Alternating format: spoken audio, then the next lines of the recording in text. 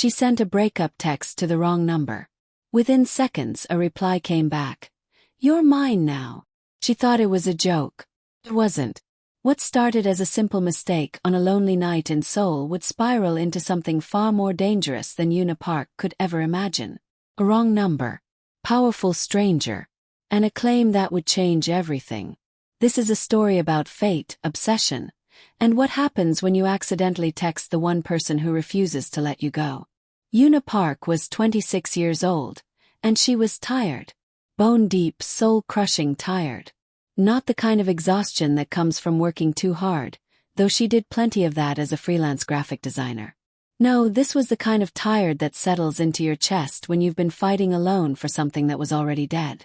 Her studio apartment in Mapo district was small, cramped even, with barely enough room for her desk, her bed, and the dream she was slowly giving up on.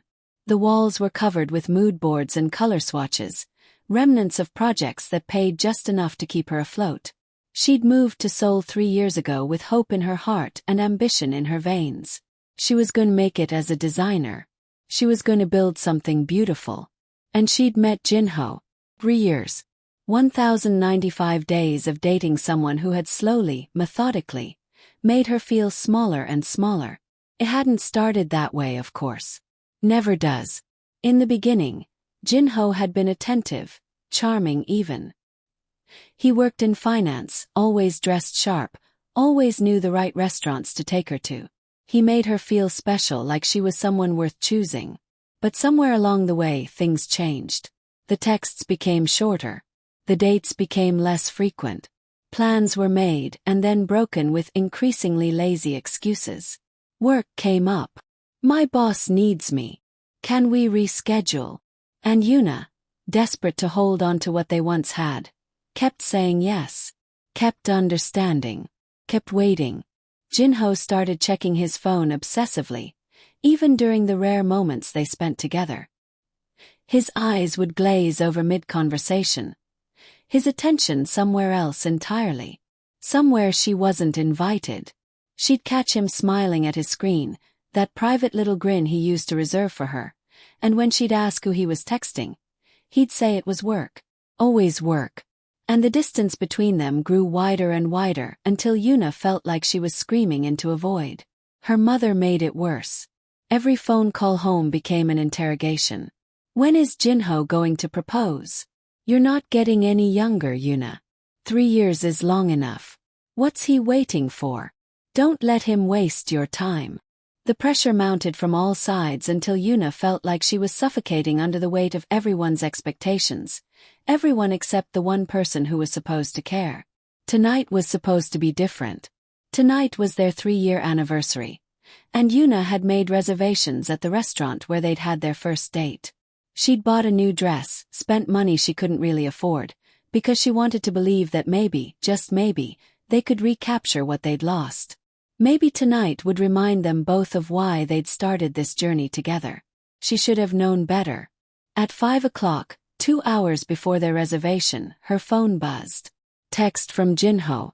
Not even a call. Just a text. Something came up at work. Can't make it tonight. Sorry. One word. Like their anniversary meant nothing. Like she meant nothing. Yuna stared at that message for a full minute, feeling something inside her crack. Not break, not yet, but crack. Like ice splintering before it shatters completely. She'd already gotten ready.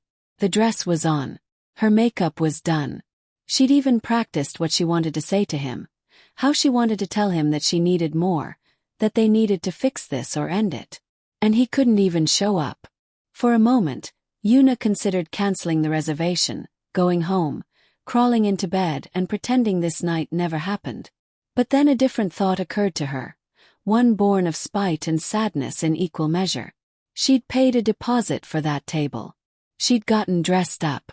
She'd spent 3 years waiting for Jinho to choose her. And tonight, she was going to choose herself. So Yuna went to the restaurant alone. The hostess's expression flickered with pity when Yuna said her party wouldn't be joining her after all. The table for two suddenly felt enormous. A spotlight on her solitude. Other couples filled the restaurant, leaning close, laughing, sharing food and stories and the kind of intimacy Yuna had forgotten existed. She ordered. Not because she was hungry, but because leaving felt like admitting defeat. The waiter brought her water, then wine. His smile sympathetic in a way that made her want to cry. She could feel the stares from other tables, could imagine what they were thinking. Poor girl. Got stood up. Oh sad. Halfway through her meal, Yuna ordered soju. Then another. The burn of alcohol was better than the burn of humiliation, and at least drinking gave her something to do with her hands. The restaurant blurred at the edges, softened by liquor and unshed tears, and somewhere between the third and fourth shot, something inside Yuna finally snapped. Enough. She was done. Done waiting. Done understanding. Done making excuses for someone who clearly didn't value her. Done being invisible to the one person who was supposed to see her. Yuna pulled out her phone, hands steadier than she expected, fueled by 3 years of swallowed words and suppressed anger. She opened her messages to Jinho and started typing. And once she started, she couldn't stop. She wrote about how lonely she'd been. How many nights she'd spent wondering if she'd done something wrong, if she wasn't pretty enough, interesting enough, worthy enough.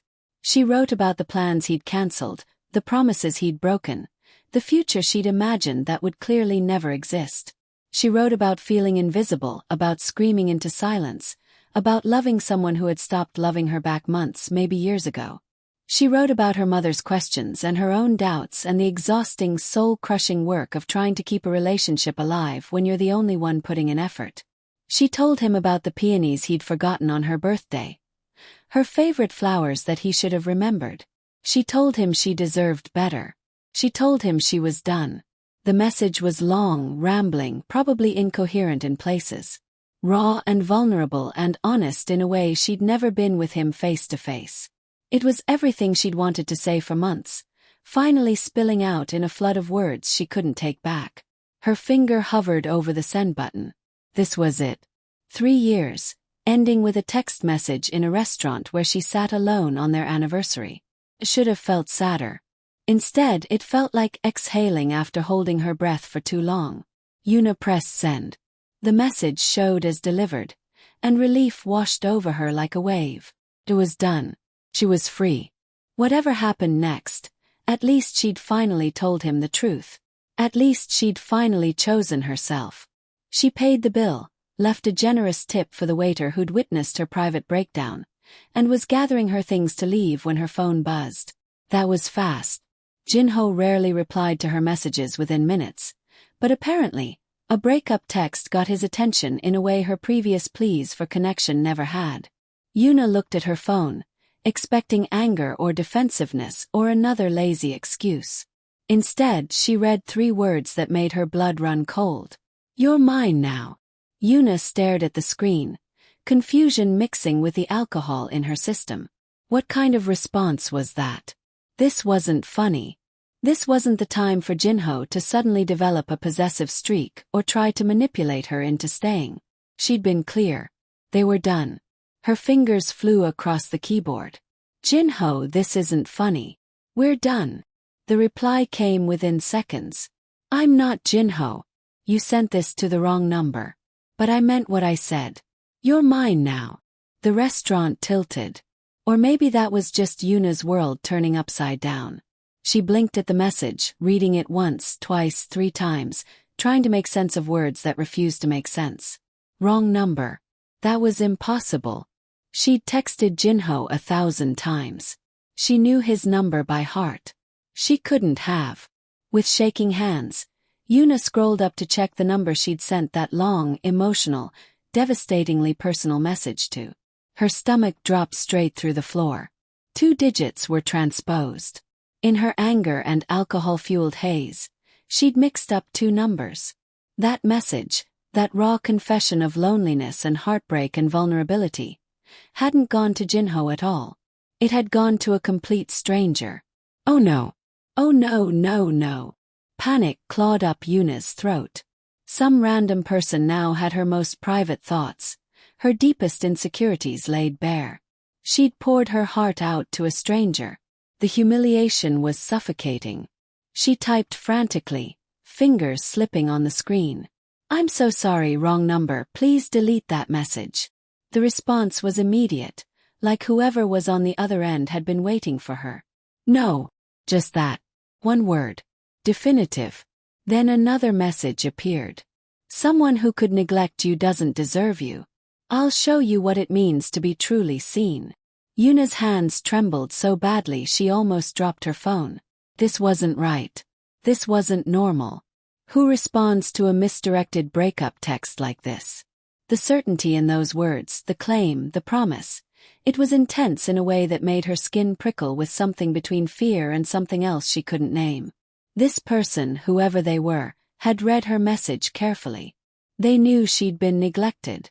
They knew she felt invisible.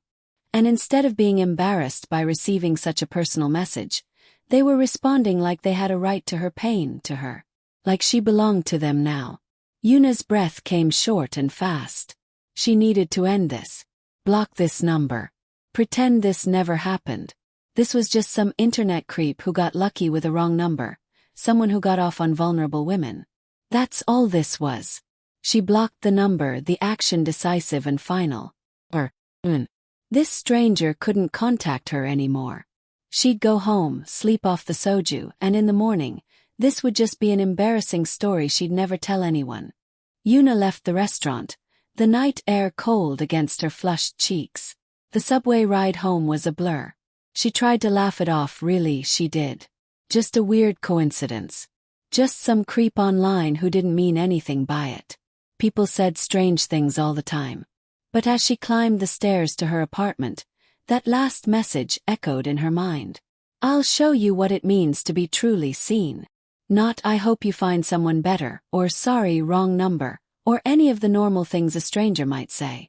No, this person had made a declaration. Promise. And something about the absolute certainty in those words made Yuna's hands shake as she unlocked her door. She locked it behind her, engaged the deadbolt, and stood in her dark apartment, phone clutched in her hand, heart pounding for reasons she didn't want to examine too closely. It was nothing. Had to be nothing. But deep down, in a place she didn't want to acknowledge, Yuna knew that tonight had changed something fundamental. She'd reached out into the void, and something had reached back. And whatever it wasn't letting go. Before we continue with what happens next, if you're hooked on Yuna's story and want to see how this dangerous game unfolds, hit that subscribe button right now. Trust me, you won't want to miss what happens when she discovers who really received that text. Now let me ask you something. Have you ever sent a message to the wrong person? Maybe it was embarrassing, maybe it was awkward, but has it ever completely changed your life? Drop your stories in the comments below because Yuna's about to learn that some mistakes can't be. Yuna didn't sleep that night. How could she? Every time she closed her eyes, she saw those 3 words glowing in the darkness. "You're mine now." She told herself it was nothing, just some weirdo who'd stumbled onto her vulnerability and decided to play games. By morning, she'd almost convinced herself that blocking the number had ended it. She was wrong. The knock came at 7 in the morning, sharp and insistent, dragging Yuna from the shallow, restless sleep she'd finally fallen into around 5. She stumbled to the door, still in yesterday's clothes, eyes gritty with exhaustion and dried tears. Through the peephole, she saw a delivery person in a crisp uniform, holding an enormous bouquet. Yuna's first thought was that maybe Jinho had finally seen her breakup text to the right number. Maybe this was his apology, his grand gesture. Some desperate attempt to win her back now that he realized what he'd lost. It would be typical of him, really. Ignore her for months, then throw money at the problem. She opened the door, accepted the flowers with a murmured thanks, and carried them inside. The arrangement was stunning, professionally done, clearly expensive. White roses, dozens of them, their petals perfect and unblemished. And nestled among them, peonies. Her favorite flowers. The ones she'd mentioned in that message. Yuna's stomach lurched. Her hands trembled as she searched for a card, already knowing, somehow knowing what she'd find. The small white card was tucked between the blooms, elegant script in black ink. "You mentioned loving these in your message." Yes. The bouquet slipped from Yuna's hands. hitting the floor with a soft thud. Water spilled across her cheap linoleum, but she barely noticed. Her mind was racing, rewinding through everything she'd written in that drunken, emotional text. She'd mentioned peonies. She'd definitely mentioned peonies, but in what context? With shaking fingers, Yuna grabbed her phone and pulled up the message she'd sent to the wrong number. She read through it frantically, skimming past the parts about feeling invisible, about Jinho's distance, until she found it. You forgot my birthday last year. I told you peonies were my favorite flowers, and you still showed up with grocery store carnations. I laughed it off because I didn't want to seem ungrateful, but it hurt. It hurt because it meant you weren't listening. You've never listened. There it was. One line. One single line buried in paragraphs of heartbreak. And this stranger, this S, had caught it. Had remembered it. Had sent her exactly what she'd wanted. Panic clawed up Yuna's throat. This wasn't sweet. This wasn't romantic. This was terrifying.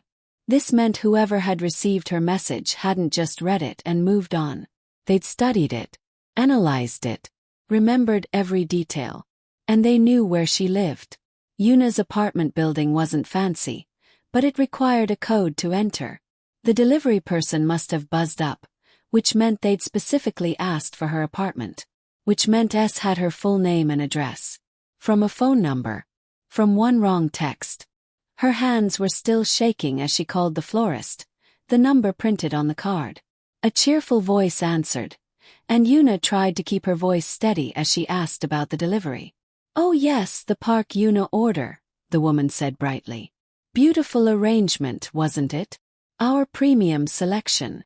Who ordered it? Yuna demanded, abandoning any pretense of calm. I need to know who sent these. I'm sorry, ma'am, that was an anonymous order. Paid in cash. The gentleman didn't leave a name. What gentleman? What did he look like? I didn't see him personally. One of our drivers took the order.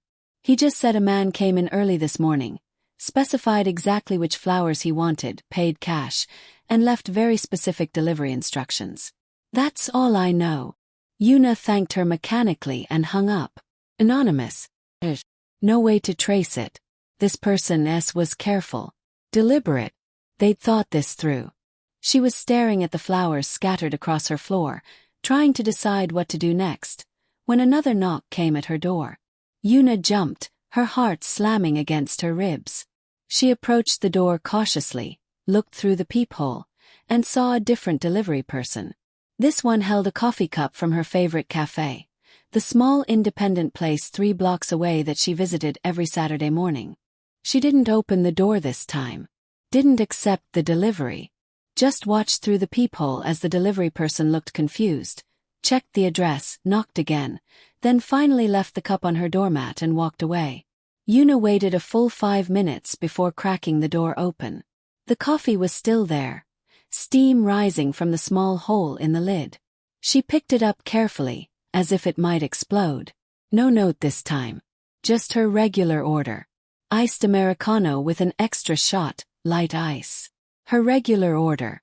From a cafe she'd never mentioned in that text. From a place only someone watching her, following her, studying her routine would know about. The coffee was still hot. Which meant it had been ordered within the last 20 minutes. Which meant S knew she was awake. Knew her morning routine. Had maybe been watching her apartment, waiting to see lights turn on. Yuna dropped the coffee, didn't even watch it splatter across the hallway. She slammed her door, locked it, engaged the deadbolt and the chain. Then she grabbed her phone and called the police. The officer who answered sounded bored, probably used to dealing with Seoul's morning rush of minor complaints. Yuna explained as calmly as she could. The wrong number. The messages. The flowers. Coffee. The fact that someone knew where she lived and what she liked. Has this person threatened you? The officer asked. Well, no, but broken into your home. Assaulted you. Made explicit threats. No, but they're following me, they know where I. Ma'am, sending gifts isn't illegal. If this person hasn't threatened you or committed a crime, there's nothing we can do. If they continue to contact you after you've asked them to stop, you can file for a restraining order, but you'll need more evidence than flowers and coffee. The line went dead. Yuna stood in her apartment, surrounded by spilled flowers and coffee, and realized she was completely alone in this. The police couldn't help her. Wouldn't help her. Not until something actually happened. Not until S decided to do more than send gifts. She should have felt relieved. The police's dismissiveness meant this probably wasn't dangerous, right? Just some overeager admirer who'd gotten carried away. But Yuna couldn't shake the feeling that this was only the beginning. And she needed to end things with Jinho properly. Before anything else in her life spiraled further out of control. Yuna texted Jinho that afternoon, keeping it simple. We need to talk. In person. Today. She expected him to make excuses, to cancel like he always did. But surprisingly, he agreed. Maybe her breakup text had finally gotten through. Maybe he realized they needed closure. They met at a cafe in Gangnam, one of those trendy minimalist places where everything was concrete and glass and uncomfortable metal chairs. Jinho was already there when Yuna arrived, sitting at a corner table, phone in hand, barely glancing up as she approached. He looked the same. Sharp suit, expensive watch, hair styled perfectly. The same man she'd spent 3 years with, and yet looking at him now, Yuna felt nothing. No anger, no longing, no regret. Just a vague sense of wasted time. Thanks for meeting me, Yuna said, sliding into the seat across from him. Jinho didn't look up from his phone. Make it quick. I have another meeting at 3. Of course he did. Even now, even at the end, she was still an inconvenience slotted into his busy schedule. I wanted to tell you in person. We're done. Really done. I sent you a text last night, but I'm not sure if you got it. I got it, Jinho said, still scrolling. Honestly. I was going to end it anyway. The words should have hurt. Should have felt like a knife between the ribs. Instead, they felt like confirmation.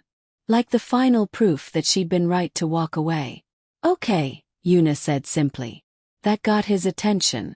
Jinho finally looked up, surprise flickering across his face. He'd probably expected tears, begging, dramatics. The old Yuna would have given him that. The Yuna who believed she needed to fight for scraps of his attention. Okay, he repeated. That's it. What else is there to say?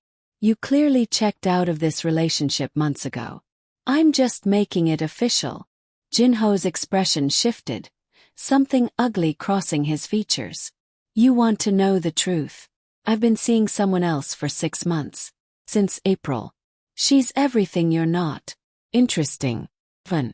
She doesn't cling or make demands or expect me to remember every little thing. 6 months. Yuna had suspected, but hearing it confirmed still stung. Not because she loved him, she realized, but because it meant she'd been even more invisible than she'd thought. He'd been building a whole separate life, and she'd been too busy trying to save a relationship that was already dead. Is that supposed to hurt me? Yuna asked quietly. Because honestly, Jinho, I'm relieved. It means I wasn't crazy for feeling like I was losing you. It was. You were already gone. Jinho leaned back, a cruel smile playing at his lips. You want to know why I stayed as long as I did? Convenience. You were easy, Yuna. Undemanding. Boring but reliable. My parents liked you. You were the safe choice while I figured out what I really wanted. There it was. 3 years summed up in a few contemptuous sentences. She'd been a placeholder. Safe bet. Too boring, too ordinary to keep a man's interest. The old Yuna would have internalized this. Would have wondered what was wrong with her, why she wasn't enough. But the new Yuna, the one who'd sent that text and blocked a stranger and stood up for herself, she just felt tired. Thank you for being honest, Yuna said, gathering her bag. I hope you're happy with her. Really? She stood to leave, and Jinho's voice followed her. You should be grateful, you know. Grateful I stayed as long as I did. You're not going to find better. Yuna paused at the door, looked back at him. Maybe. But I'd rather be alone than settle for someone who makes me feel like settling. She walked out of the cafe, out of Jinho's life, and felt lighter than she had in months. The afternoon sun was warm on her face. People rushed past on the busy Gangnam streets, everyone absorbed in their own dramas and dreams. Yuna let herself stop on the corner, let herself feel the weight of it all. Then she let herself cry. Not sobbing, not dramatic. Just quiet tears for 3 years she couldn't get back, for the version of herself who'd believed she needed to shrink to fit into someone else's life. She cried for wasted time and lessons learned too late. And then she wiped her tears, straightened her shoulders, and headed for the subway. The feeling started on the walk to the station. That prickling awareness of being watched. The way your body knows before your mind catches up that you're not alone. Yuna kept glancing over her shoulder, scanning the crowded sidewalk, but saw nothing unusual. Just the typical afternoon rush. Businessmen in suits, students with backpacks, tourists with cameras. No one paying attention to her. But the feeling persisted, following her down the subway steps like a shadow. Yuna's pace quickened. She was being paranoid. The stress of the breakup, the weird messages, the flowers, it was all making her jumpy. No one was following her. No one cared about her ordinary life enough to follow her. The subway platform was packed, which should have made her feel safer. Safety in numbers, right? But instead, Yuna felt exposed, like everyone around her might be watching. She positioned herself near a group of older women, figuring there was safety in proximity to witnesses. The train arrived, doors hissing open, and Yuna let herself be swept into the car with the crowd. She found a spot near the door, holding the pole, eyes scanning the other passengers out of habit. That's when she saw him. Tall, easily 6 feet. Sharp features, high cheekbones, jawline that could cut glass. He wore a black suit that probably cost more than her rent, perfectly tailored, not a wrinkle in sight. Expensive watch catching the fluorescent light. And he was staring directly at her. Not glancing. Not casually looking around the train car. Staring. With an intensity that made Yuna's breath catch. His eyes were dark, unreadable, and they didn't waver when she met his gaze. Didn't look away politely like strangers do when caught staring. Just kept watching her like he had every right to. Yuna's heart hammered. This was him. Had to be. The person who'd been sending gifts, who knew where she lived. And now he was here on her subway line, not even trying to hide. The train lurched into motion, and Yuna gripped the pole tighter. Her stop was 3 stations away. 3 stations of being watched by this stranger who didn't blink, didn't smile, just observed her like she was something precious he'd been searching for. First station came and went. The man didn't move. Didn't pull out a phone or a book or do any of the things normal subway riders do. Just watched. Second station. People shuffled on and off, filling the space between them with bodies. But Yuna could still feel his gaze through the crowd. Could sense him tracking her every movement. Third station. Her stop. Yuna waited until the last second, until the doors were about to close, then darted out onto the platform. She looked back through the closing doors, expecting to see the man following. He was still on the train, standing in the same spot, watching her through the window as the subway pulled away. Yuna stood on the platform, trembling, as the train disappeared into the tunnel. He hadn't followed, hadn't gotten off at her stop. Which meant what? That she'd imagined the intensity of his stare. That he was just some guy who happened to be looking in her direction. But she knew better. In her gut, in that primal part of the brain that recognizes predators, Yuna knew. That man had been there for her. Had been watching her specifically. And he'd let her see him, let her know she was being observed. It was a message. I can find you whenever I want. I can get close whenever I want. And you can't stop me. Yuna practically ran home, keys clutched between her fingers like weapons, head swiveling at every sound. She burst into her apartment building, punched in the security code with shaking hands, took the stairs instead of the elevator because enclosed spaces felt like traps. When she reached her door, another package waited. This one was wrapped in brown paper, tied with string, sitting innocently on her doormat like a gift from a friend. Yuna's hands shook as she picked it up. It was heavy, book-sized. She should throw it away. Should refuse to engage with whatever game S was playing. Instead, she took it inside, locked every lock on her door and opened it. The book inside made her gasp. A first edition of The Little Prince, her favorite childhood story. The one she'd read until the pages fell out. The one her father had read to her before he died.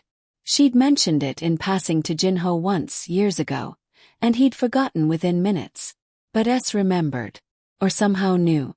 The book was worth thousands, maybe tens of thousands. The kind of thing you kept in a climate-controlled case, not gave to a stranger. Yuna opened the cover with reverent hands, saw the inscription on the first page. You deserve beautiful things. You deserve to be cherished. S. The same message as before, but seeing it written in this book, this precious piece of her childhood, felt violating. How did S know? How could they possibly know about her father, about this story, about what it meant to her? Unless they'd been researching her, digging into her past, finding out everything about her. Yuna set the book down carefully, feeling sick. This was beyond sending flowers. This was someone who'd invested time, money, and effort into learning her history, into becoming intimately familiar with her life. She needed answers. Needed to know who S was and what they wanted. Yuna grabbed her laptop, opened a browser, and typed in the phone number she'd originally sent the text to. The reverse lookup came back with nothing. No name, no address, just a Seoul area code. She tried 3 different lookup services. All came back empty. So she turned to Korean forums, the anonymous advice boards where people asked questions they couldn't ask anywhere else. Yuna created a throwaway account and posted her situation. Wrong number, persistent admirer, expensive gifts, feeling watched. What should she do? The responses came quickly, mostly useless. He sounds romantic. Maybe give him a chance. You're lucky someone cares that much. But one response made Yuna's blood run cold. Be careful. That area code you mentioned belongs to burner phones. The kind used by people who don't want to be traced. Criminals use them. If someone went to that much trouble to stay anonymous while also knowing everything about you, they're either law enforcement or something much worse. Don't engage. Move if you can. This isn't normal. Criminals. The word echoed in Yuna's mind. She thought about the man on the subway, his expensive suit, the way he'd watched her without fear of being caught. The casual confidence of someone used to getting what they wanted. What had she stumbled into? Who had she accidentally texted? Yuna considered her options. She could stay with friends, but that felt like running, and besides, if S knew where she lived, they probably knew where her friends lived too. She could move, but that took time and money she didn't have.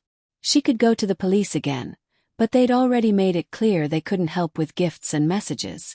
She was trapped in her own life. And S knew it. Her phone buzzed, and Yuna nearly dropped it. A text from an unknown number. Different from the original, different from all the blocked numbers.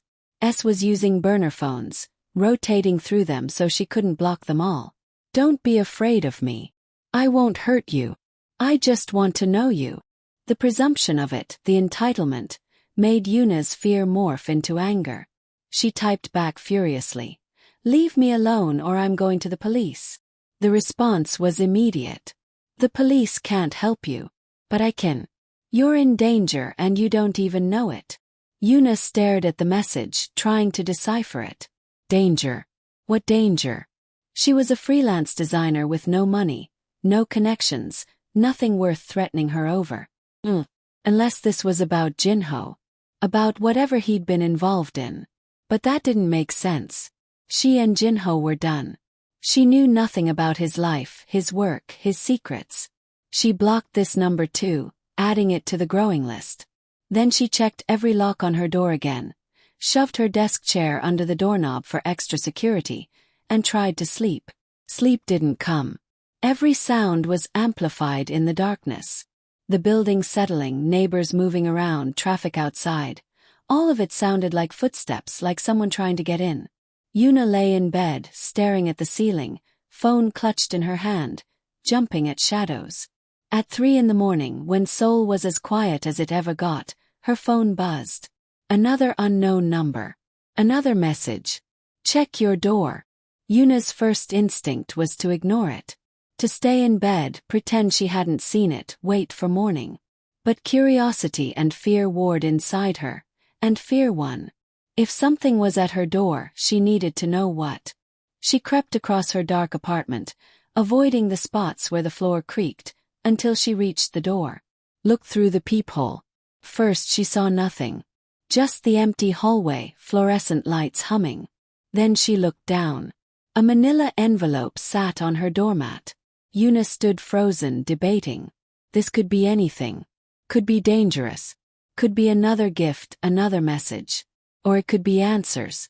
Against every survival instinct screaming at her to leave it alone, Yuna unlocked her door as quietly as possible, opened it just enough to reach out and grab the envelope, then slammed it shut and locked it again.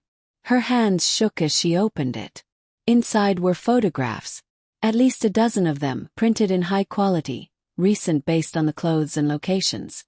Yuna shuffled through them, her confusion growing with each image. The first few were of Jinho with a woman she didn't recognize. Pretty, younger than Yuna, dressed in expensive clothes.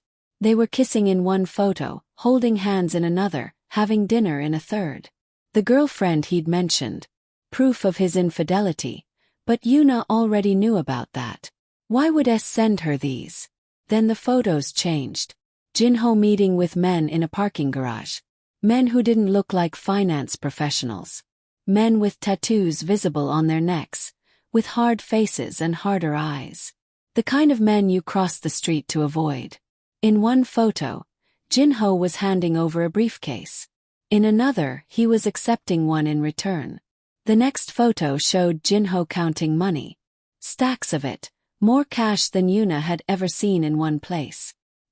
His expression was nervous, sweat visible on his forehead even in the photo. The final image was the worst. Jinho accepting an envelope from one of the hard-looking men. His face pale with fear. Yuna spread the photos across her floor, trying to make sense of them. Jinho was involved in something illegal. Had to be. Those men, that money, the obvious fear on his face.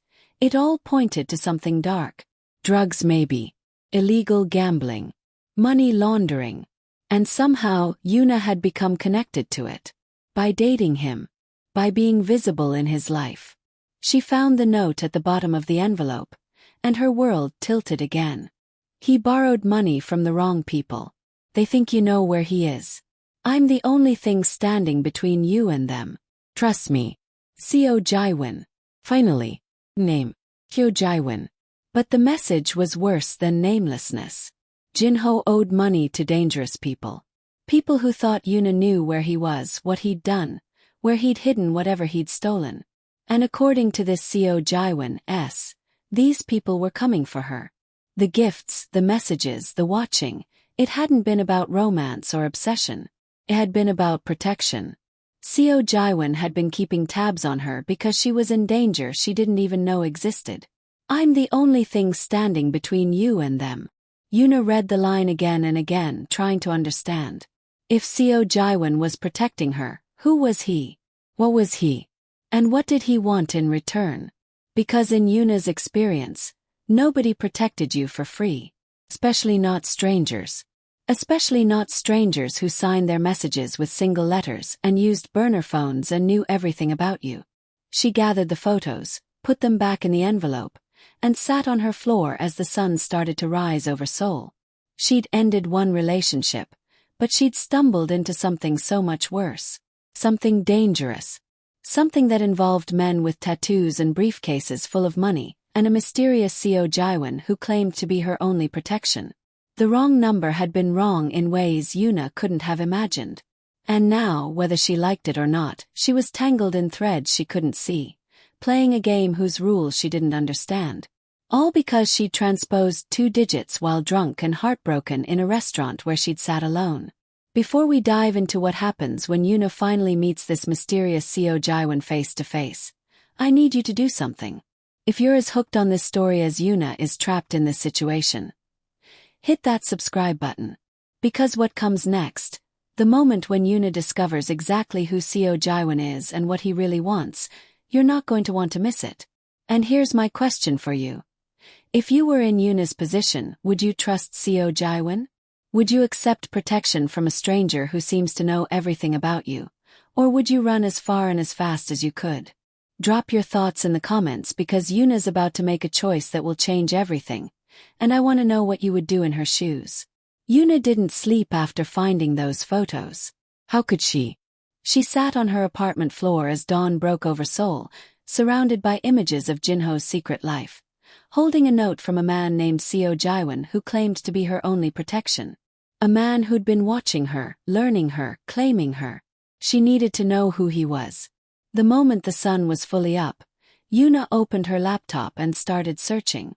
She typed Seo Jaiwan Seoul into every search engine she could find, scrolled through pages and pages of results, looking for anything that would tell her who this man was and what he wanted from her. The results were frustratingly vague. No social media profiles, no LinkedIn, no digital footprint like a normal person would have. Instead, she found fragments, shadows, references that raised more questions than they answered. A news article from 2 years ago about a shipping company in Busan, mentions of a family-run operation that had expanded into Seoul. Another article about a nightclub that had closed suddenly after a police investigation, the owner's name redacted but connected to organized interests. A third piece about real estate acquisitions in Gangnam, properties bought through shell companies, speculation about who really controlled them. And buried in one article about port security, a single line. Sources suggest the Seo family maintains significant influence over import operations in southern ports. The Seo family. Organized interests. Shell companies. Influence. Yuna's hands trembled on the keyboard. She wasn't just dealing with some eccentric admirer. She'd stumbled into the orbit of organized crime. Real crime. The kind that involved men in expensive suits and briefcases full of money and people who disappeared when they became inconvenient. Seo Jaiwan wasn't a businessman. He was a criminal. And he'd decided she belonged to him. Yuna was reading the same articles for the third time, trying to find something, anything that would tell her what to do, when her phone rang. Unknown number. Course. Her finger hovered over the decline button. She should ignore it. Should throw her phone away, pack a bag, disappear into another city where Seo Jaiwan couldn't find her. But even as she thought it, Yuna knew it was pointless. He'd found her once. He'd found her apartment, her favorite cafe, her subway route. He'd researched her past, her preferences, her deepest vulnerabilities. Running wouldn't work. She answered. Hello, Yuna. The voice was deep, smooth, the kind of voice that belonged to someone used to being obeyed. Not harsh, not threatening, but containing an undercurrent of absolute authority. I think it's time we met face to face. Yuna's mouth was dry. You're Seo Jaiwan. I am. And you have questions. Have answers. Meet me tonight. Namsan Tower 8 p.m. Come alone. I'll explain everything. And if I don't? A pause, and Yuna could almost hear the smile in his voice. You will. Because you're smart enough to know that understanding your situation is better than hiding from it. And because, despite your fear, you're curious. You want to know who I am. What I want. Why I chose you. He was right, and that made it worse. Yuna should be terrified, should be calling the police, should be doing anything except agreeing to meet a criminal alone at night. But she needed answers. Needed to look this man in the eye and understand what game she'd accidentally become a piece in. 8 p.m., she said, her voice steadier than she felt. I'll be there. I know you will. The line went dead. Yuna spent the rest of the day in a haze of anxiety and preparation. She told 3 friends where she was going, made them promise to call the police if they didn't hear from her by 9. She wore her most practical clothes, shoes she could run in if needed. She memorized exits, researched Namsan Tower's layout, planned escape routes she'd probably never use. She arrived 45 minutes early, walking the perimeter, noting security cameras, counting people, looking for anything suspicious. The observation deck was busy with tourists and couples, the city spreading out below in a glittering sprawl. Yuna positioned herself near a group of tourists, safety and witnesses. At exactly 8 p.m. she saw the car. Black, expensive, windows tinted so dark they seemed to absorb light. It pulled up to the base of the tower with the smooth confidence of a vehicle that had never waited in traffic, never been told where it couldn't go. The back door opened, and Seo Jaiwan stepped out. Yuna's breath caught. She'd imagined him 100 different ways, built him into a monster in her mind. But the reality was somehow more dangerous than any fantasy. He was in his early 30s, tall and broad-shouldered, moving with a kind of fluid grace that came from absolute confidence in his own power. His suit was immaculate, probably cost more than Yuna made in 6 months, tailored so perfectly it looked like it had been painted on. Dark hair swept back from a face that could have belonged to a model or an actor, all sharp angles and perfect symmetry. But it was his eyes that held her. Cold, assessing, the kind of eyes that saw everything and revealed nothing. Eyes that had witnessed things Yuna couldn't imagine, made decisions she'd never have to make. Dangerous eyes. Until they landed on her. And something in them warmed. Jaiwan walked toward her, and the crowd seemed to part instinctively, people moving aside without quite knowing why. He stopped a respectful distance away, close enough to speak privately but not so close as to crowd her. "Yuna," he said, and hearing her name in that voice made her shiver. "Thank you for coming. Did I have a choice?" His lips curved slightly. "Everyone has choices. You chose to be here. You chose to seek answers instead of running blind. That takes courage. Or stupidity. No." His eyes never left hers. "Stupidity would be pretending you're not in danger. You're smarter than that." He gestured toward the observation deck. "Walk with me. There's a section that's more private. We can talk freely." Yuna glanced at the tourists around them, her safety net of witnesses. Jaiwan followed her gaze. "If I wanted to hurt you, I wouldn't need privacy," he said quietly. "And I wouldn't have spent 3 days protecting you first. But I understand your fear. Stay here if it makes you feel safer. Though what I have to tell you, you won't want others to hear." Against every survival instinct, Yuna followed him. They walked to a corner of the observation deck, an area sectioned off with a polite reserved sign that Jaiwan ignored.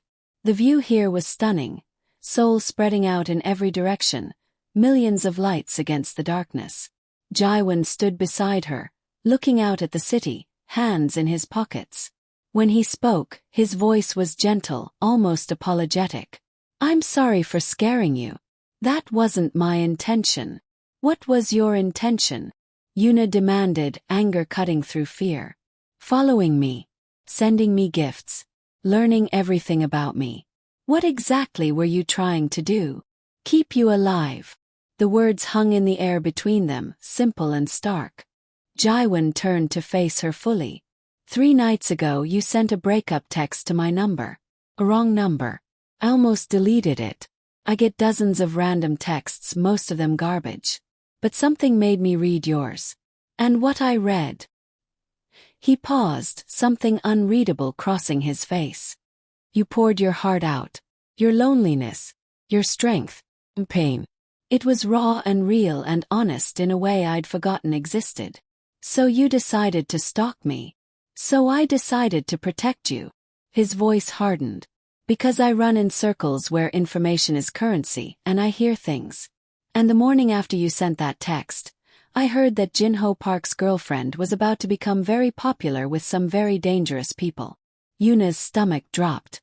"What are you talking about?" Jaiwan's expression was grim. "I run an organization. We operate in what you might call legal gray areas. Import, export, protection services, information brokerage. We're not the good guys, Yuna. But we have rules. Standards. We don't hurt civilians. We don't deal in human trafficking or drugs. We keep things stable, predictable." He continued.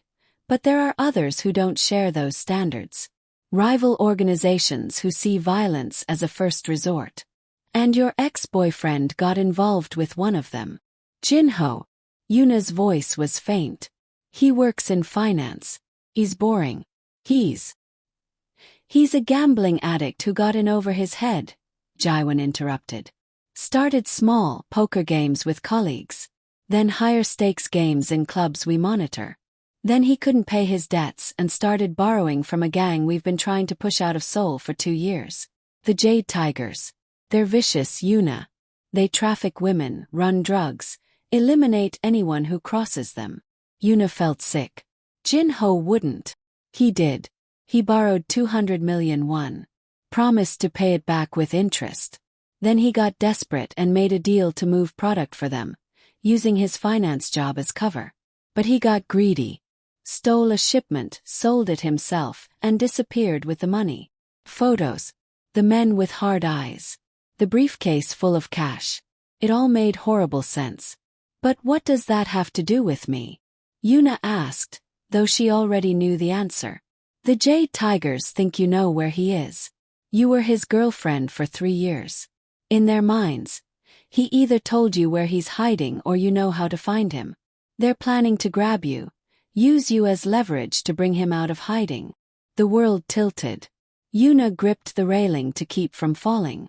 But I don't know anything. We broke up. I haven't talked to him in days. I know that. You know that. But they don't care. They're coming for you regardless. So call the police, Yuna said desperately. Warn them, protect me legally. The police can't help you. Jaiwan's voice was flat. The Jade Tigers have officers on their payroll. Any report you file will go straight to them. And even if it didn't, what are the police going to do? Assign you protection. For how long? Until they find Jin-ho. That could take months, years. The system can't protect you from people who live outside the system. But you can, Yuna said slowly, understanding dawning. But I can.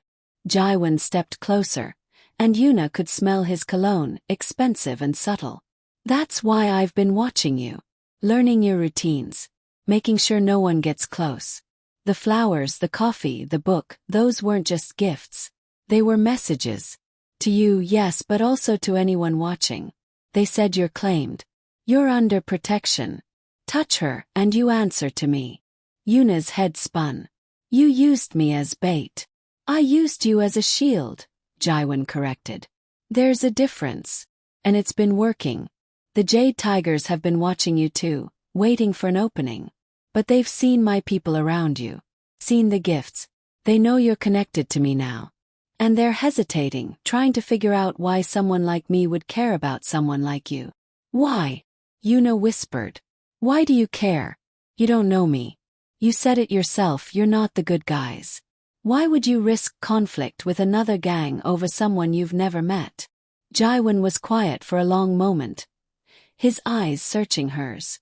When he spoke, his voice was softer than she'd heard it. That message you sent. You poured your heart out about feeling invisible. About loving someone who stopped seeing you. About wanting to be cherished. In my world, everyone lies. Everyone wears masks. Everyone wants something and they'll say anything to get it. Trust is a fairy tale. Honesty is weakness. He continued, his intensity making Yuna's pulse race.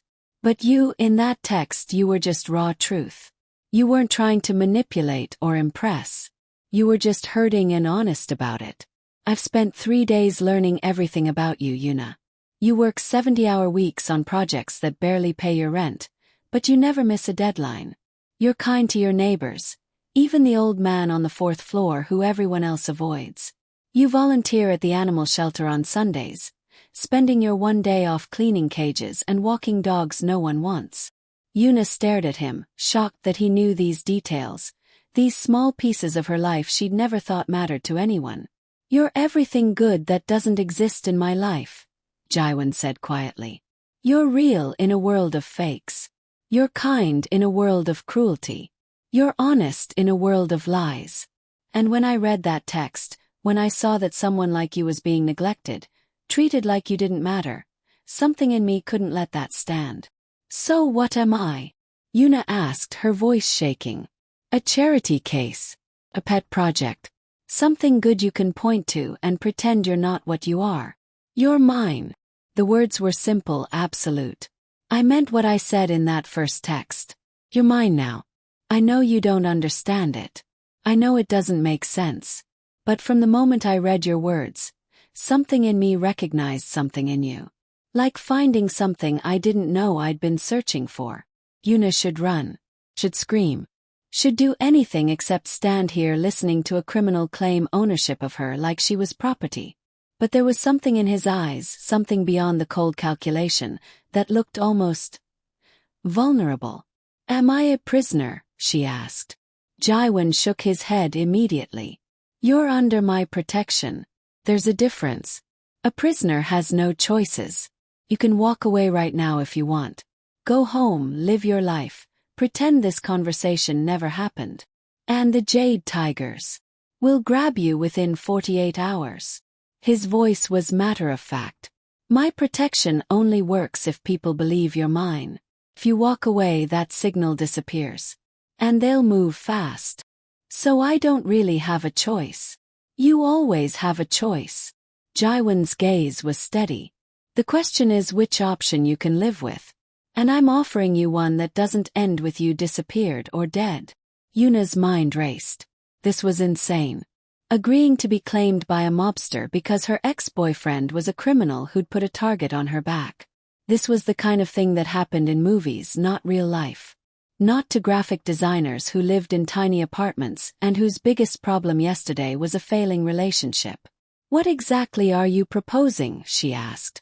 Jaiwan's expression shifted, became more businesslike. A deal.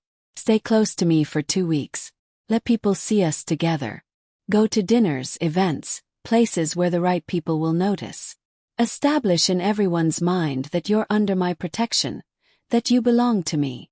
Belong to you, Yuna repeated flatly.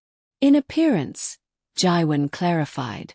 In the 2 weeks, my people will find Jinho and the money he stole. We'll handle the situation with the Jade Tigers. Once that's resolved, they'll have no reason to come after you. You can walk away, go back to your life, and I'll make sure no one bothers you again. And what do you get out of this? Jaiwan's eyes held hers with an intensity that made her knees weak. 2 weeks to convince you that the wrong number was fate. 2 weeks to show you what it means to be truly cherished. 2 weeks to prove that I meant every word I said. You're mine, Yuna. I just need you to realize it too. The presumption of it, the absolute certainty in his voice, should have made Yuna angry. Should have made her refuse on principle. But there was something about the way he looked at her, like she was precious, like she mattered, that made her hesitate. When was the last time someone had looked at her like that? When was the last time someone had chosen her, fought for her, protected her? Jinho certainly hadn't. Her mother only cared about marriage and grandchildren. Her friends were kind but distant, absorbed in their own lives. For years, Yuna had felt invisible, like she was floating through life without making an impact on anyone. And here was Seo Jaiwan, dangerous and criminal and probably insane, telling her she was everything good. Telling her she was his. Offering to burn down the world to keep her safe. It was twisted. It was wrong. It was the worst decision Yuna could possibly make. 2 weeks, she heard herself say. And then I'm free. Completely free. You don't contact me, don't follow me, don't send me gifts. I walk away and you let me. If that's what you want when the time comes, Jaiwan said. Then yes. You'll be free. I want it in writing.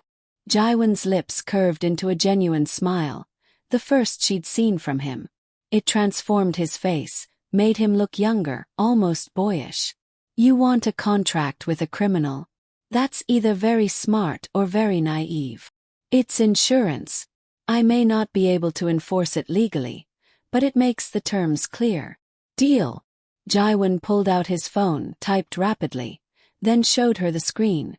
A simple agreement, dated and detailed. 2 weeks of public association in exchange for protection and resolution of the threat. After which Yuna Park would be free to leave without interference. He sent it to her number. Signed digitally. Not legally binding, but it exists. My word, in writing. Yuna read it 3 times, looking for loopholes, hidden clauses. Found none. She saved the message, then looked up at Jaiwan. 2 weeks, she said. Starting now. Jaiwan's smile widened, rare and genuine and somehow dangerous in its beauty. You won't regret this. But as Yuna stood on Namsan Tower looking out over Seoul, feeling the weight of Seo Jaiwan's attention on her like a physical thing, she wondered if she already did. She just made a deal with the devil. And in 2 weeks everything would change. The transformation happened overnight. Yuna went to sleep in her cramped studio apartment in Mapo district and woke up in a luxury penthouse in Gangnam. Well, she didn't exactly wake up there. Jaiwan's people had moved her while she slept, which should have been terrifying but was handled with such professional efficiency that by the time Yuna fully processed what was happening, she was already standing in a living room 3 times the size of her entire previous apartment.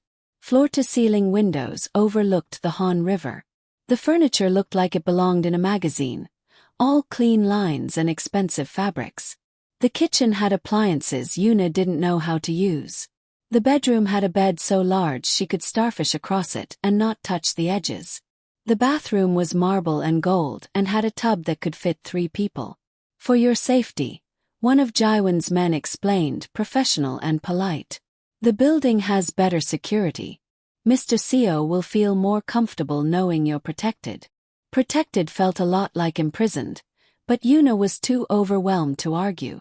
Her things had been moved too, though things was generous. Her clothes looked shabby in the massive closet. Her laptop seemed tiny on the designer desk. Her few books were lost on shelves built for a collector. The apartment made clear exactly how different her world and Jaiwan's were. She spent the first day exploring her new prison, finding emergency exits, testing locks, looking for cameras. Found none of the latter, which was either respectful or worrying. Jaiwan's men were visible but discreet, stationed in the building's lobby, in the parking garage, positions that covered all approaches without being obvious. Yuna was trying to focus on a logo design that was due in 3 days, when the doorbell rang. She opened it to find Jaiwan standing there, holding takeout bags and looking unfairly attractive in casual clothes that probably still cost more than her rent. Dinner, he said simply. May I come in? It was her apartment except it wasn't. It was his. Everything was his. But he was asking permission anyway. Sure, Yuna said, stepping aside. That night set the pattern for the next 6 days. Jaiwan appeared every evening, always with food, always polite, always asking permission before entering. They'd eat and talk, and Yuna found herself slowly, dangerously, relaxing around him. He was charming in a way that felt effortless, asking about her work with genuine interest, remembering every detail she mentioned. She told him about a difficult client, and the next day the client suddenly became reasonable. She mentioned missing a specific restaurant from her neighborhood, and it appeared on her doorstep that evening. Jaiwan asked about her childhood, and Yuna found herself sharing stories she hadn't told anyone.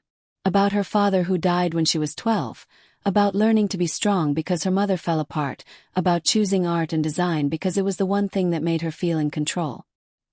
He told her about his world too, carefully, never glorifying it but not hiding from it either.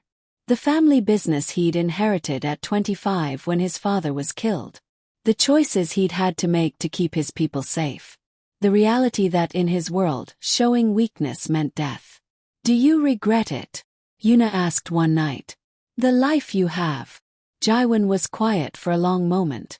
I regret that I never had the choice. But I don't regret protecting my people. In my world, loyalty is everything. The people who work for me, they're not just employees. They're family. And I'd do anything to keep them safe. Even claim random women who text you by mistake. His eyes found hers, intense and unwavering. Especially that. They went to dinners at restaurants where everyone knew Jaiwan's name. They attended a gallery opening where people whispered and stared. They walked along the Han River at night, Jaiwan's men discreet shadows behind them, and talked about art and music and dreams neither of them had achieved. And Yuna found herself laughing. Really laughing for the first time in months, maybe years. Found herself enjoying his company, looking forward to the evenings when he'd appear at her door. found herself noticing small things, the way his eyes crinkled when he smiled, the careful way he never touched her without asking first, the intensity with which he listened when she spoke. He never pressured her, never tried to kiss her or push for more than conversation. But the intensity in his eyes never wavered. Every time he looked at her, it was with that same certainty, that same possessive awareness that said mine louder than words ever could. And against all logic, all reason, all common sense, Yuna was falling. She knew it was dangerous. Knew this was probably some kind of Stockholm syndrome or trauma bonding or a dozen other psychological terms for why kidnapping victims fell for their captors. But Jaiwon hadn't kidnapped her. He'd given her a choice, twisted as it was. And every day she chose to stay. Because for the first time in years someone saw her. Really saw her. Not the version of herself she presented to clients or friends or her mother. Not the person she pretended to be to get through the day. But the real Yuna, messy and uncertain and scared and strong all at once. Jaiwon saw her, and he chose her anyway. It was intoxicating and terrifying in equal measure. On the 7th day, Yuna made a mistake. She'd been cooped up in the apartment for nearly a week, and her studio still had supplies she needed for a project. She mentioned it to Jaiwon that morning, expecting him to have someone retrieve them. Instead, he'd agreed to let her go. With guards, of course. 3 of his men, armed and professional, accompanying her to her old studio apartment like she was precious cargo. The building looked different already, like she'd been gone months instead of days. Her studio was exactly as she'd left it, cramped and familiar and safe. Yuna gathered her supplies quickly, wanting to get back before Jaiwon worried when she heard it. Gunshots, loud and close and unmistakable. Then shouting in Korean and return fire and the sound of breaking glass. Yuna dropped everything, instinct kicking in. She ran for the closet, the one space without windows, and crammed herself inside, pulling the door closed as quietly as possible. The sounds of fighting were terrifying. More gunshots, bodies hitting the floor, men screaming. It lasted maybe 3 minutes, maybe 30. Time became meaningless in the darkness of the closet. Yuna's hand pressed over her mouth to keep from making sound, tears streaming down her face. Then silence. Worse than the violence because she didn't know what it meant. Footsteps approached the closet. Yuna held her breath, pressed herself into the corner, tried to make herself smaller. The door opened, and Jaiwon stood there, fury incarnate. His suit was torn, blood on his sleeve though she couldn't tell if it was his. His eyes were cold, colder than she'd ever seen them, the eyes of someone who just killed and wouldn't hesitate to do it again. Then he saw her, trembling in the closet, and his expression cracked. Yuna! Her name was a prayer and a curse. He reached in, pulled her out gently despite the violence still radiating off him. Are you hurt? Did they touch you? Yuna shook her head, couldn't speak, couldn't do anything but shake as the adrenaline hit. Jaiwon pulled her into his arms, the first time he'd held her, and Yuna collapsed into him. She broke down completely, sobbing into his chest while he murmured in Korean, words she didn't understand but that sounded like comfort, like promises, like rage. I'm sorry, he said, switching to words she could understand. I should have been here. Should have anticipated they'd try something at your old place. This is my fault. The guards. Alive. Injured but alive. The Jade Tigers sent 6 men. They're not a problem anymore. The casual way he said it, the certainty, made clear what not a problem meant. Jaiwon had killed them. Maybe not personally, maybe with his men's help, but he'd ended 6 lives to protect her. Yuna should be horrified. Should be pushing him away, recognizing him for the dangerous criminal he was. Instead, she held him tighter. I will burn down the world before I let anyone hurt you, Jaiwon whispered into her hair. Do you understand me? The world, Yuna. For you. And the terrifying thing was, Yuna believed him. They went back to the Gangnam apartment in Jaiwon's car, Yuna still shaking, Jaiwon's hand holding hers the entire drive. More guards now, visible and armed, no longer pretending to be subtle. A statement that Yuna was protected, that anyone who came for her would face consequences. That night Jaiwan stayed. Not in her room, just in the apartment, sitting in the living room where he could see her bedroom door. Standing guard himself because he didn't trust anyone else with her safety. Yuna couldn't sleep. Kept seeing those men, kept hearing the gunshots, kept feeling the terror of not knowing if she'd die in that closet. Around midnight, she gave up and walked out to the living room. Jaiwan was still there, sitting in darkness, looking out at Seoul's lights. He turned when he heard her. "Can't sleep." Yuna shook her head. Walked over to where he sat. Looked at this man who'd killed for her, who'd protected her, who'd claimed her as his. And she kissed him. Jaiwan froze for half a second, surprised. Then his hand came up to cup her face, gentle despite the violence still visible on his knuckles. He kissed her back like she was precious, like she might break, like she was everything he'd said she was. When they broke apart, Yuna was breathless. "I'm still leaving after 2 weeks," she said, but the words felt hollow. Jaiwan smiled, sad and knowing. "We'll see." And Yuna realized she'd crossed a line she couldn't uncross. She'd stopped fighting her feelings. Stopped pretending this was just protection, just a business arrangement. She was falling for Seo Jaiwan. Maybe had already fallen. And there was no going back. Now, before we get to the conclusion of this insane story, if you've made it this far, if you're as invested in Yuna's fate as I am, you need to hit that subscribe button right now. Because what happens in these final days, how this dangerous deal resolves, and whether Yuna can actually walk away, you're going to want to see it. And here's what I need to know from you. Do you think Yuna should stay with Jaiwan? Can love built on danger and protection ever be real? Or is she just fooling herself?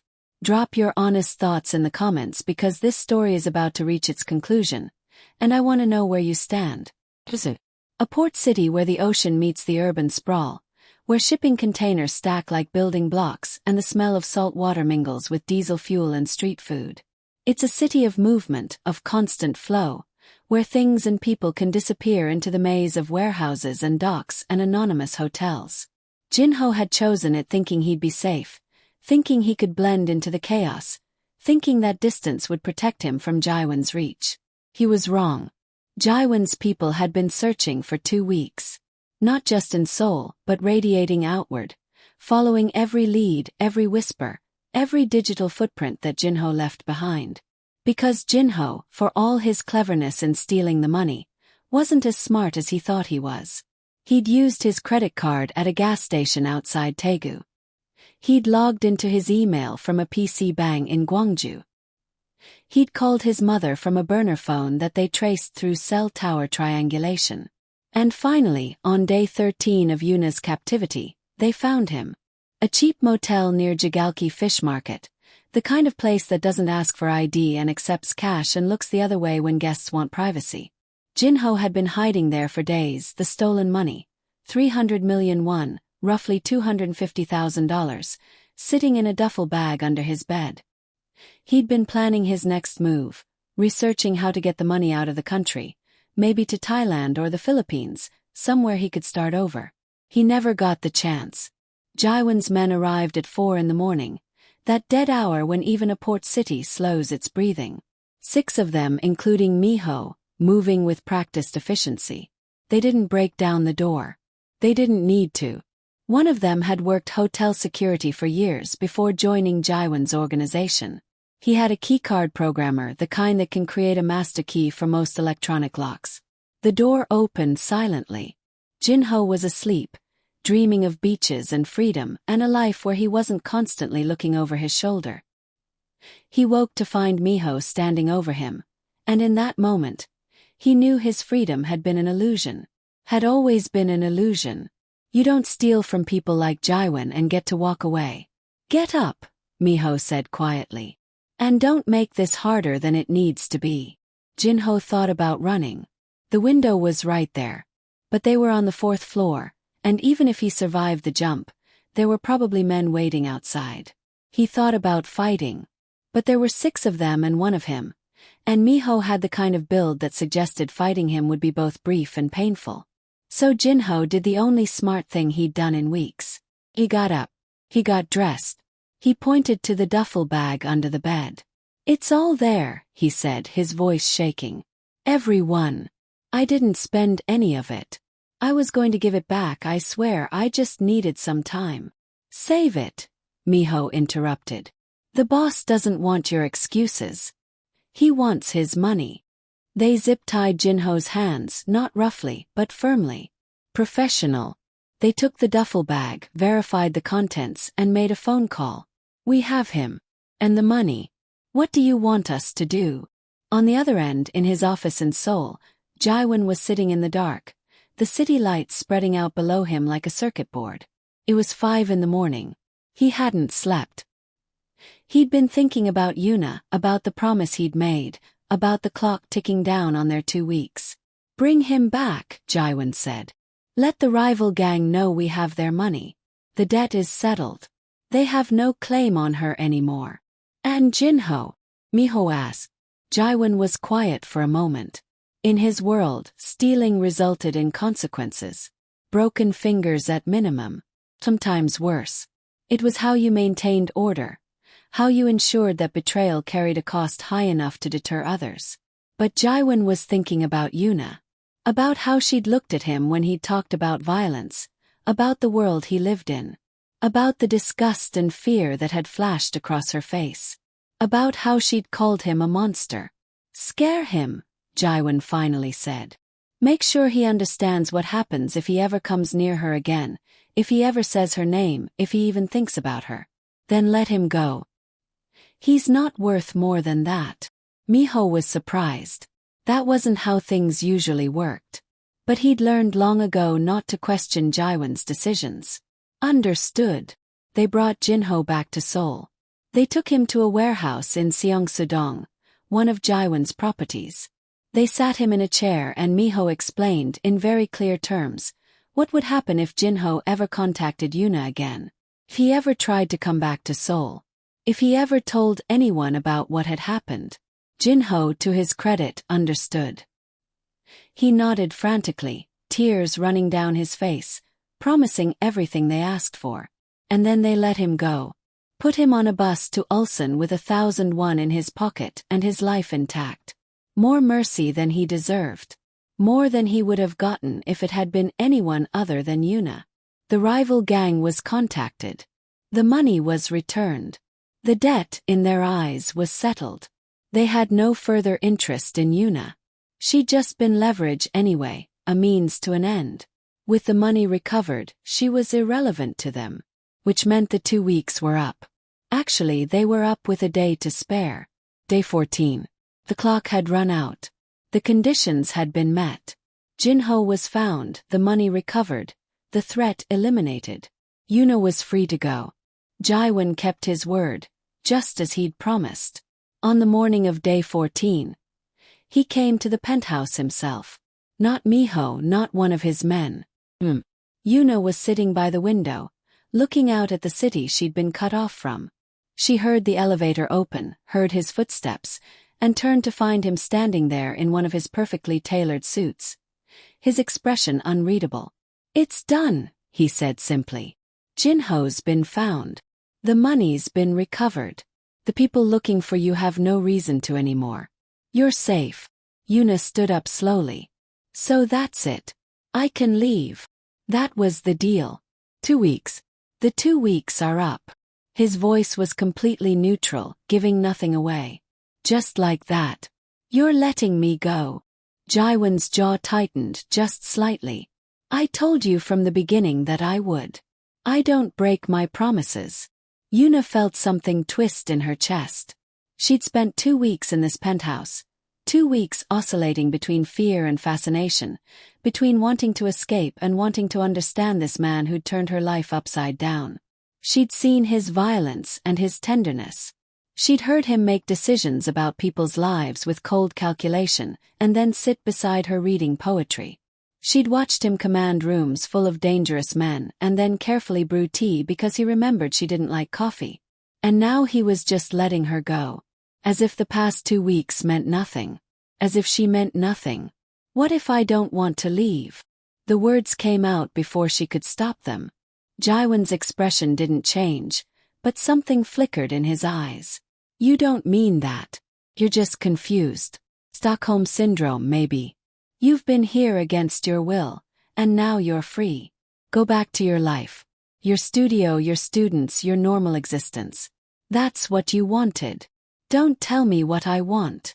There was heat in her voice now, frustration. You've spent 2 weeks telling me I'm yours, looking at me like I'm the only thing in the world that matters, protecting me from everything, and now you're just done. You're just sending me back. I'm keeping my promise. His voice was hard now, controlled. I'm giving you your freedom. What if I don't want it? What if? She stopped, realizing what she was saying, how insane it sounded. What if what? Jaiwon's voice was dangerously soft. What if you want to stay in this world? With me? Yuna, you have no idea what you're saying. You've seen pieces of my life, but you haven't lived it. You haven't experienced what it really means to be with someone like me. Then show me, she said quietly. No. He turned away, his back rigid. I'm trying to do the right thing here. For once in my goddamn life, I'm trying to do something good. Don't make this harder than it needs to be. Yuna felt tears pricking at her eyes, and she hated herself for it. Hated that she was crying over a man who'd kidnapped her, who lived in a world of violence and crime, who'd turned her entire existence upside down. But the tears came anyway. Fine, she said, her voice breaking. Take me home. The drive back to her neighborhood was silent. Jaiwon sat in the back of the car with her, but they didn't touch, didn't speak. Yuna watched the city pass by through the tinted windows, feeling like she was moving through a dream, or waking from one.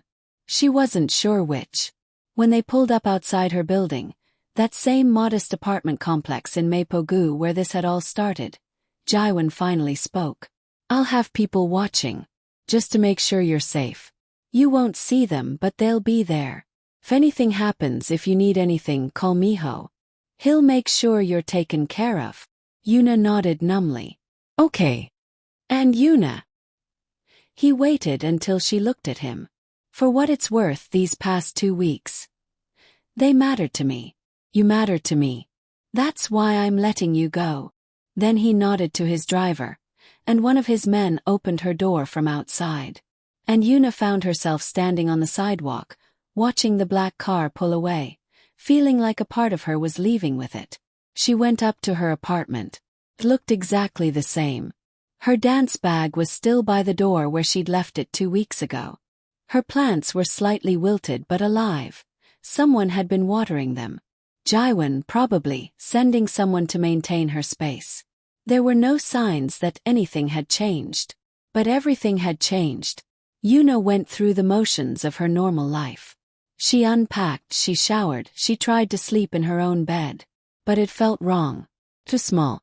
Too empty. Too quiet. The next morning she went to her studio. Her students were thrilled to see her, asking where she'd been, saying they'd missed her. She made up a story about a family emergency, about needing to leave town suddenly. They accepted it easily because why wouldn't they? She was their teacher, kind and reliable, always there when they needed her. She taught her classes. She went through the choreography she'd done 1,000 times. She smiled and corrected posture and played the music and moved her body through space. But it felt mechanical, like she was performing a role rather than living her life. That evening, she sat in her apartment and tried to work on choreography for an upcoming showcase. But she couldn't focus. Her mind kept wandering, kept replaying moments from the past 2 weeks. Jaiwon's hand on her cheek. His voice saying, "You're mine." The way he'd looked at her across the breakfast table. The poetry he'd read in that low, careful voice. The moment in his office when she'd seen vulnerability flicker across his face. She tried to convince herself it wasn't real. That it was just proximity. Just the intensity of the situation. Just her brain trying to make sense of trauma by romanticizing her captor. But it didn't feel like that. It felt like she'd been sleepwalking through her life and had suddenly woken up. It felt like she'd been safe and comfortable and completely numb. And Jaiwon had made her feel everything all at once. Furious. But also excitement. Wonder. Desire. like she was truly alive for the first time in years. The second day was worse.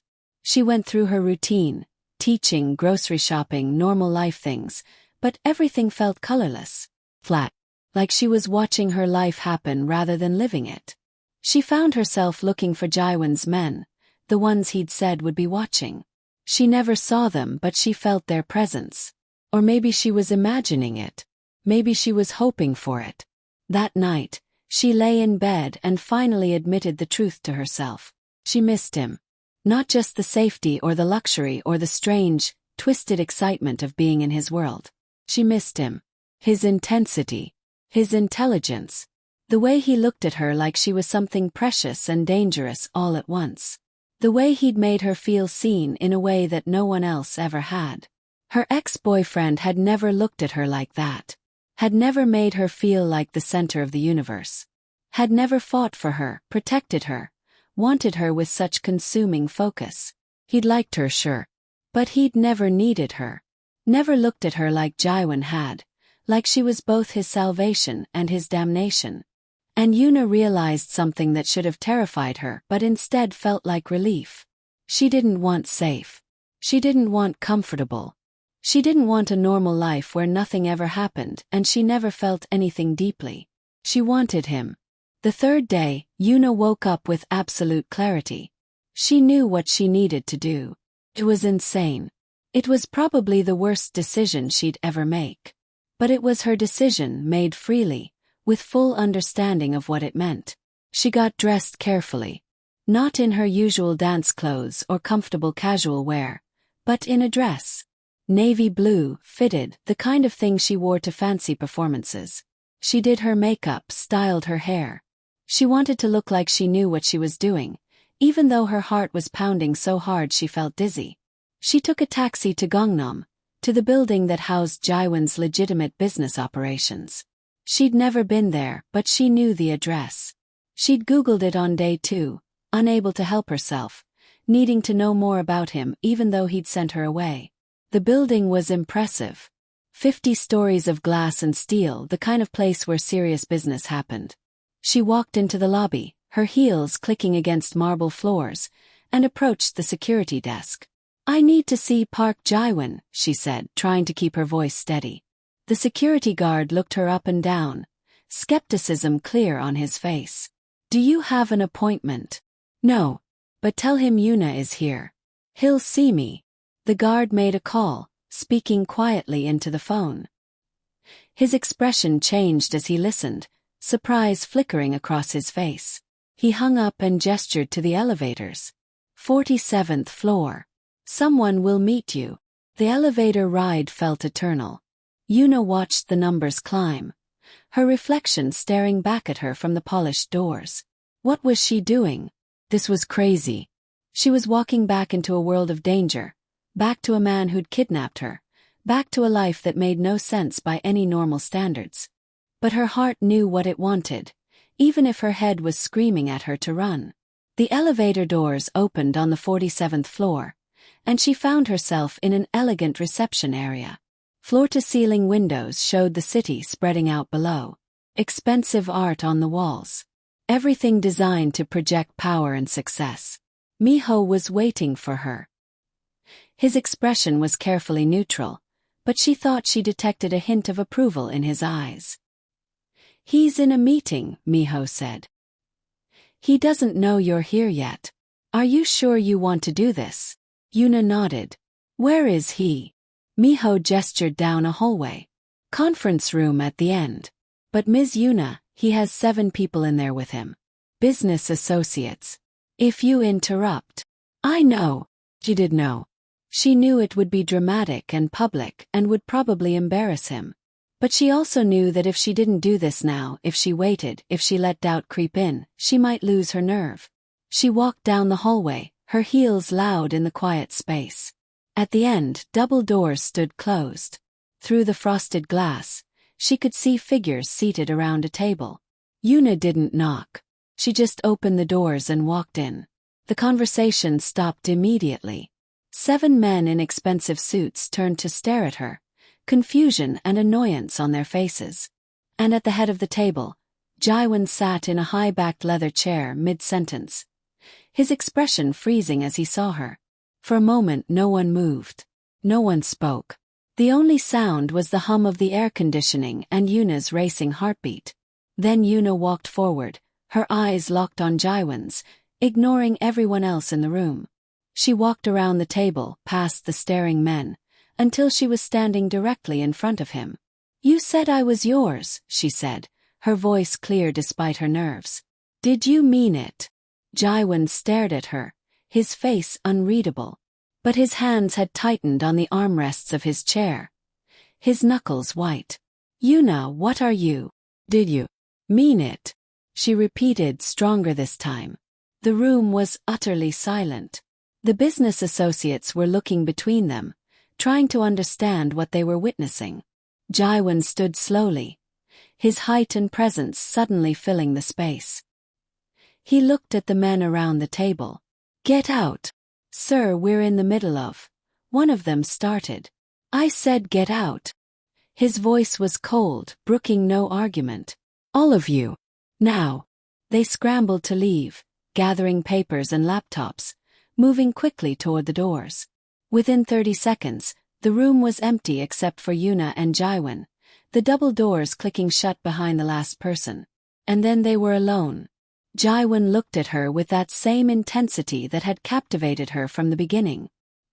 His eyes traced her face like he was memorizing it, like he was trying to understand how she was real, how she was standing here. "Every word," he finally said, his voice low and rough. "I meant every single word." Yuna felt something unlock in her chest, something that had been tight and painful for the past 3 days. "Then stop being noble. Stop letting me go. Stop deciding what's good for me like I'm a child who can't make my own choices. Yuna, you don't understand what you're asking for." "I understand perfectly." She stepped closer, close enough to feel the heat of him. "I'm choosing you. I'm choosing this. Whatever this is. I sent that text to the wrong number, but maybe it was the right one all along. Maybe I was meant to find you. Maybe this is exactly where I'm supposed to be. If this story is making your heart race and you can't wait to see what happens next, hit that subscribe button right now because you're not going to want to miss a single moment of how this ends." Jaiwan's jaw clenched. "My world is dangerous. People get hurt. There are things I've done, things I'll have to do, that you'll hate me for. You've seen glimpses, but you haven't lived it. Once you're in, really in, there's no going back. This isn't something you can try out and walk away from." "I know." And she did know. She'd had 3 days to think about nothing else. 3 days to weigh the impossibility of what she was feeling against the stark reality of who he was. "I'm not naive, Jaiwan. I'm not some girl with romantic fantasies about dangerous men. I know you're not a hero. I know your world is dark and violent and morally complicated. I know that being with you means accepting things I never thought I'd accept." She took a breath, steadying herself. "But I also know that I felt more alive in 2 weeks with you than I have in years of living my safe, comfortable, normal life. I know that you looked at me and really saw me. Not the polite, agreeable woman I've trained myself to be, but me. The parts one keep hidden. And you didn't just accept those parts, you wanted them. You wanted all of me." Jaiwan reached out, his hand cupping her face with a gentleness that contradicted everything about his life. "If you do this, if you choose this, I won't be able to let you go again. You understand that? I let you walk away once because I thought it was the right thing. 'Cause I thought you deserved better than me. But if you come back now, knowing what you know, choosing this freely, I'll keep you. I'll be selfish. I'll be possessive. I'll lock you so deep in my life that you'll never find your way out." "Good," Yuna said simply. "I don't want out. I want in.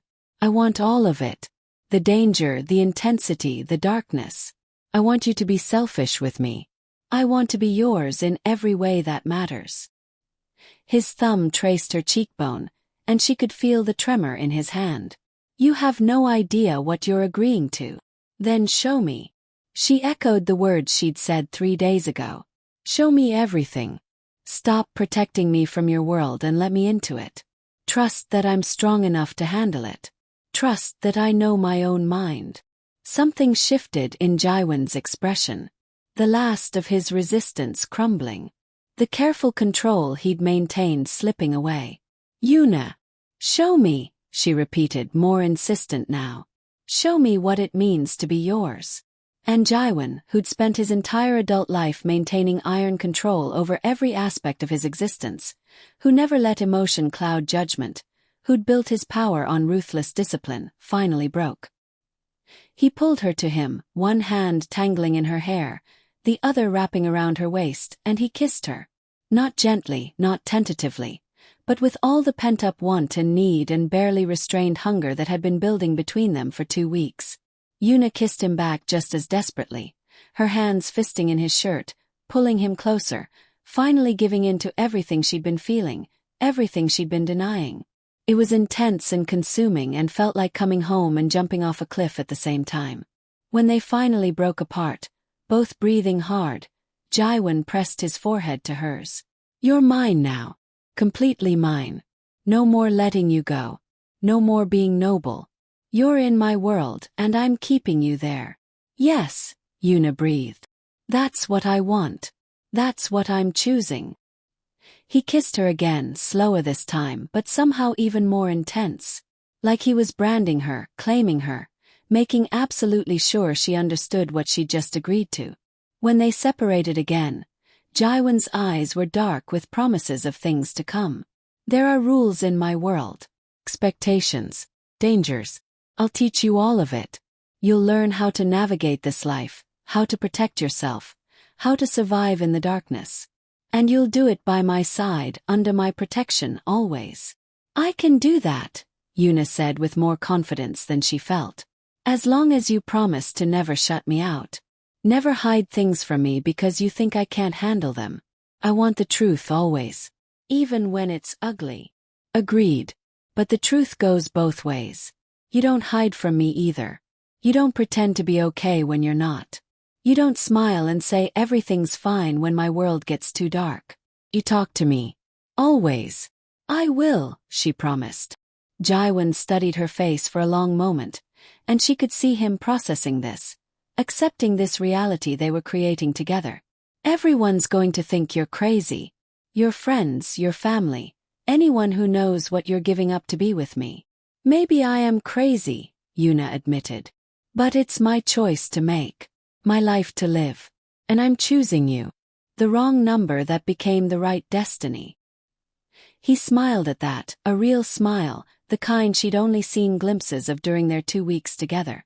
It transformed his face, made him look younger, less burdened. The wrong number, he repeated. You sent a breakup text meant for your ex to a crime boss instead. What are the odds? Pretty astronomical, apparently. But I'm glad I did. Even with everything that happened, all the fear and the chaos and the insanity. I'm glad. Jaiwan pulled her close again, wrapping his arms around her, holding her like she was something precious he'd almost lost. I'm going to make you so happy you'll forget you ever had a normal life. I'm going to protect you and spoil you and worship you every single day. You're going to be the center of my world in a way that nothing else has ever been. That sounds perfect, Yuna murmured against his chest, breathing in his scent, feeling his heartbeat steady and strong beneath her cheek. And when my world gets dark, when you see sides of me that terrify you, when I have to make decisions that disgust you, you'll remember this moment. Remember that you chose this knowing who I am. I'll remember, she promised. And I'll stay anyway. They stood there in the conference room, wrapped around each other, while outside the windows Seoul spread out in all directions. A city of millions. All of them living their normal lives, all of them playing by society's rules. And here were 2 people who decided to write their own rules, create their own story, choose their own destiny no matter how unconventional. Yuna had sent a breakup text to the wrong number. Such a simple mistake. A misdialed digit. A message meant for someone else. It should have been meaningless, a minor inconvenience, maybe a brief embarrassment. Instead, it had changed her entire life. She'd found a man who looked at her like she was the only thing in the world that mattered. Who'd turned her captivity into protection. Who'd shown her darkness but also depth. who'd given her the freedom to leave and then welcomed her back when she chose to return. In a world of danger and darkness, she'd found something that felt surprisingly like light. And Jaiwan, a man who'd spent years building walls around his heart, had found someone willing to climb over those walls and settle into the spaces he'd thought would always be empty. She'd sent a breakup text to the wrong number and found the right person. Sometimes the biggest mistakes lead to the greatest loves. Sometimes the wrong turn on the road takes you exactly where you need to be. Sometimes you have to step into the darkness to find out what you're really made of. And Yuna learned that being someone's didn't mean losing yourself. It meant being chosen, protected, cherished every single day. It meant finding someone who saw all your parts, the light and the dark, the strength and the fear, and wanted every single piece. The wrong number became the right destiny. And as they stood there together, two people who should never have met, who existed in worlds that should never have intersected, they both understood that they'd found something rare. Something worth fighting for. Something worth choosing every single day, no matter what darkness came with it. Because love, real love, isn't always safe. It isn't always comfortable. It doesn't always make sense to the outside world. Sometimes it's terrifying and dangerous and completely illogical. And sometimes that's exactly what makes it real. When have you had to make a choice between the safe path and the one your heart really wanted, even though it scared you? Share your story in the comments below, because sometimes the bravest thing we can do is choose what we truly want, even when everyone else thinks we're crazy.